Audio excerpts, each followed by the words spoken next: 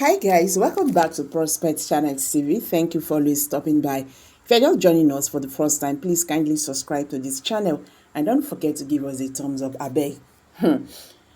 Waiting you are about to watch could shock you. What is actually going on in Finland?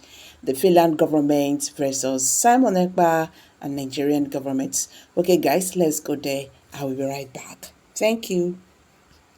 A lot of interesting and a lot of fascinating events has unfolded in the country of Finland regarding Mr. Simon, a man held in a Kilamakowski Correctional Center situated or domiciled in Finland. Today being the 26th of May of 2025, Mr. Simon was brought before the Päijät-Häme District Court to officially kickstart his trial, and a lot of events played out in the court session. So in this video, we shall be discussing and showcasing every single thing that happened today in the Päijät-Häme District Court regarding Mr. Simon's trial. Well, just in case you want to fact check us, or just in case you want to get first-hand info for yourselves, you can actually go to the Päijät-Häme District Court official website and read up all the documents posted on their official website. Yes, so today being the 26th of May of 2025, Mr. Simon appeared before the Päijät-Häme District Court to begin his trial. Yes, the Päijät-Häme District Court was opened around 10 a.m. today, but Simon was called upon around 10:55 a.m. of this said day. Yes, Simon appeared in court together or alongside his lawyer in the person of Carl Gumeres. And just in case you don't know who Carl is the official lawyer representing Simon in the court of law. Well, the whole court session kicked off around 10:55 a.m. and the very first document that was presented before Simon and his legal counsel team was the case of sit at home. Yes, the prosecuting lawyer presented a series of documents to state the fact that Simon somehow, someway incited violence using his social media platform and also forcing individuals and residents of the southeastern part of Nigeria to sit at home every single Monday. But Carl Gumeres quickly countered the statements coming from the prosecuting lawyer. He was like, Simon never forced anybody to sit at home. Simon has never incited any form of violence in the southeastern region of Nigeria, and Simon will never ask anybody or force anybody to sit at home. And this is coming from Carl Gumeres in a form of protection to protect his client Simon. But the lawyer representing the government of Finland said something and presented a document that placed Carl Gumeres and the whole courtroom in a very awkward situation and position. Showing right now on your screen is the lawyer representing the government. He was like, see, this document was signed by you. If you look closely, you definitely see your signature, you see your name, and this was released on the 2nd of July of 2023. Yes, so what is this document and why is it even presented in the courtroom? Well, the lawyer was like, see, this document was released on the 2nd of July of 2023, which is a public service announcement for a sit-at-home order. He was like, see, this word order are not voluntary, meaning this is more like a compulsory announcement. He also went a step further to show that, see, we have your signature here and this came from your office. The lawyer representing the government also highlighted a section of this document which Carl Gumeres wasn't able to defend. He was like, see, this document states, and I quote, we hereby call on all market leaders to strictly adhere to this order and treat it with utmost seriousness. We also call on all oil companies operating in USB territory to shut down oil exploration on this date to avoid the anger of the USB people, which may come with heavy consequences. The lawyer also went a step further to explain this highlighted part of this document and how or why it contradicts an optional sit at home. He was like, as you can see clearly, this is an enforcement. You threaten people to sit at home. You ask them to stay at home using very strict and compelling terms and wordings. So as you can see, this is not an optional document or an optional request. These are the words of the lawyer representing the government. These are not my own words. And like I said, feel free to go to the Päijät-Häme District Court website to get official and fact check every single thing that will be discussed in this particular video coverage. In a form of defense, Carl Gumeres stated that this particular document did not come from the desk of Simon. This did not come from him. This document probably was forged. This document probably was presented by somebody else and not Simon. But then the court also went a step further to present the fact that this came from Simon's Twitter page. And I don't want to bore you with all of the conversations leading to this document. Let's move and look at other interesting discussions had in the courtroom. Yes. The lawyer representing the government also said that Simon somehow, some way, has used a different platform to incite violence in the southeastern region of Nigeria, stating that Simon used or built a social media platform that was basically presented or basically built to be used as a form of inciting violence in the southeastern region of Nigeria. Showing right now on your screen is a document presented as fact. As you can see, we've blurred out some digits or some info about this document because these documents are highly confidential. And when you look closely, when you observe closely, you notice that this particular document is an email that was sent to Simon from the App Store Connect. Yes. So just in case you don't understand what is currently going on here, Simon built or he paid or financed the creation of a social media platform known as FreedomStream.OY. Yes, just in case this is your very first time of hearing this particular social media platform, it's more like a streaming platform like YouTube, like Twitter, and all of those, and Netflix, and all of those streaming platforms where you can go there, upload videos or watch videos. So the court was like, you created a social media platform known as FreedomStream, and a lot of your users used this particular app to spread false info and to incite violence. Carl Gumeres, the lawyer representing Simon in the court of law, stated categorically that my client has no control, has no immediate control of what his users post on that platform.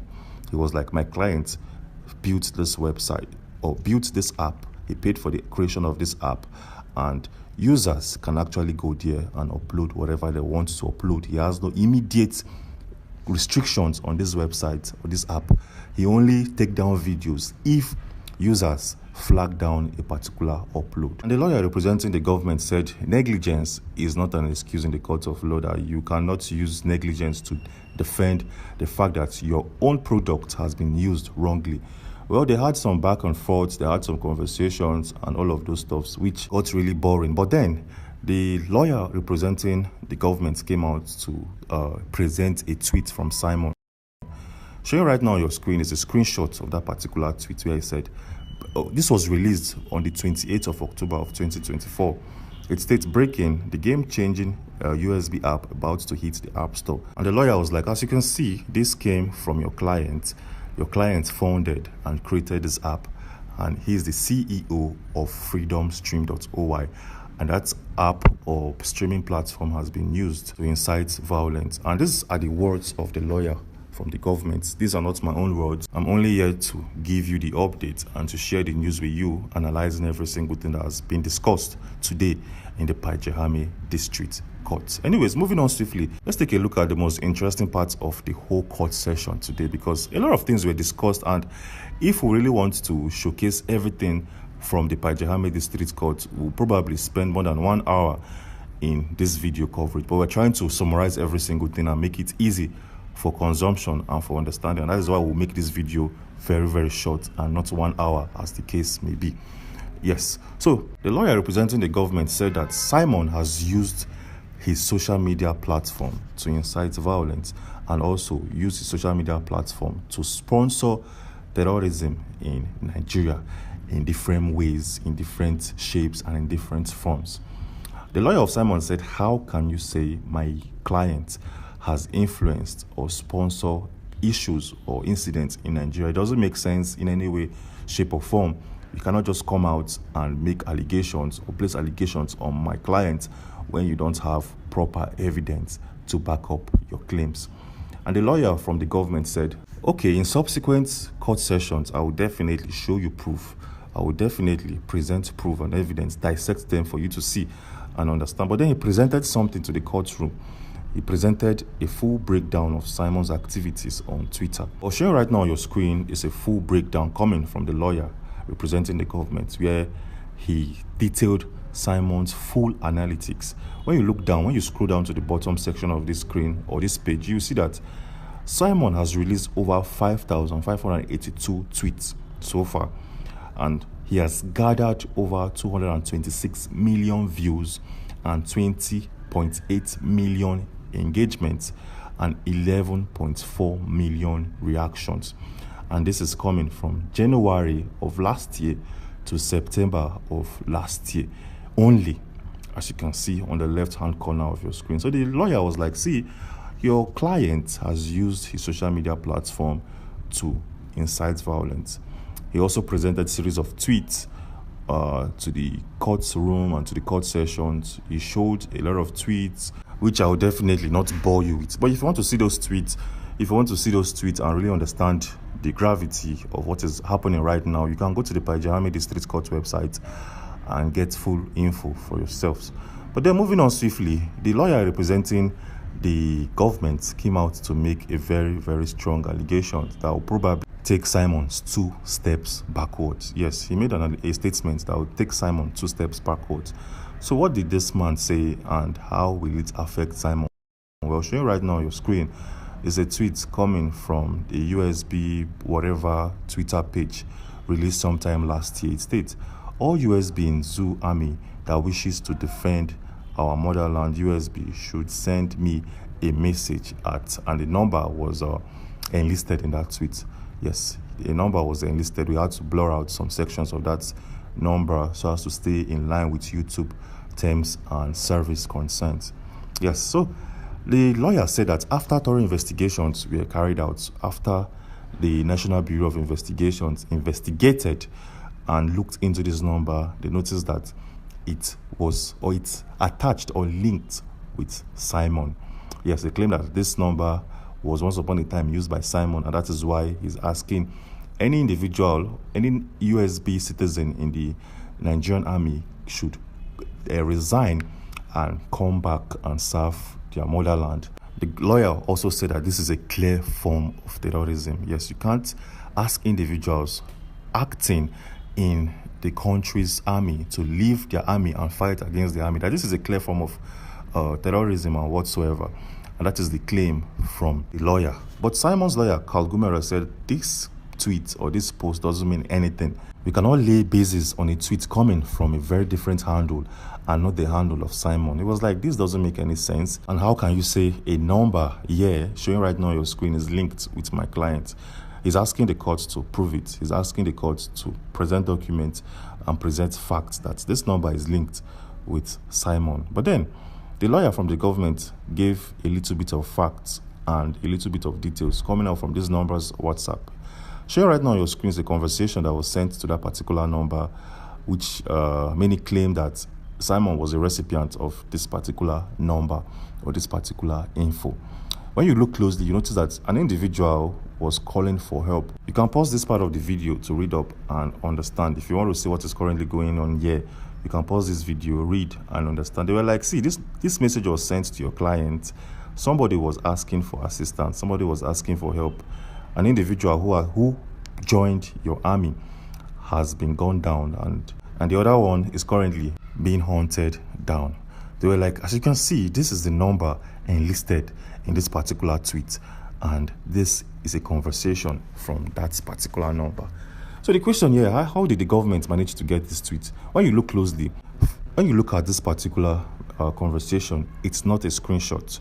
Somebody visibly used a phone to take this picture. That is to say, the recipient of this particular message probably took a photograph of the message, or somebody who stumbled on this phone or who stumbled on the conversation took a picture of this photograph, which simply means that there's an inside work or an insider working in the USB at the same time working for the government of Nigeria and whatsoever. So in summary, Carl Gumeres, the lawyer of Simon, played a defensive role today. He did not actually try to call out the lawyers representing the government. Carl Gumeres told Simon to just sit back, lay low, and just defend whatever comes your way. Carl Gumeres was trying to see the facts or the evidence that the government or the lawyer representing the government has at this particular point in time. And that is why he did not really push, as the case may be. So what's next? Well, tomorrow being the 27th of May of 2025, the trials will continue in Finland. Yes, the trials will continue and kick off in essence again. And maybe tomorrow, Kalgomeres will be offensive, will be more offensive in nature. Well, just in case you haven't subscribed to our video, this is the best time to subscribe and turn on post notifications, because this week is going to be very, very interesting from the Pajahami District Court.